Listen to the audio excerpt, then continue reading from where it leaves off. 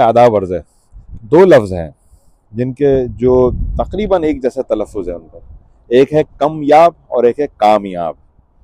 कमयाब का मतलब है कि जो मिक़दार में दस्तयाब हो, कम दस्तयाब हो, जो कि नायाब हो। इसकी मिसालें हैं कि जैसे ये किताब बहुत कमयाब है, बाज़ार में मुश्किल से मिलती है। या आप यूँ कह सकते हैं कि पुराने सिक्के आजकल कमयाब हो चुके हैं। दूसरा लफ्ज़ है कामयाब।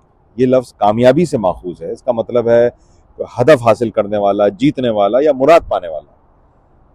इसकी मिसाल कुछ ऐसी है कि जैसे आप बोलें कि मेहनत और ईमानदारी से काम करो तो ज़रूर कामयाब होगे, या उसका नया कारोबार बहुत कामयाब रहा। तो कहने का मकसद है दोनों में फ़र्क है।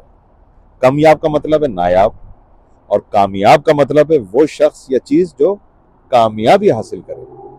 कामयाब को नायाब से याद रखें, कभी नहीं भूलेंगे। अपना ख्याल रखें। आदाब।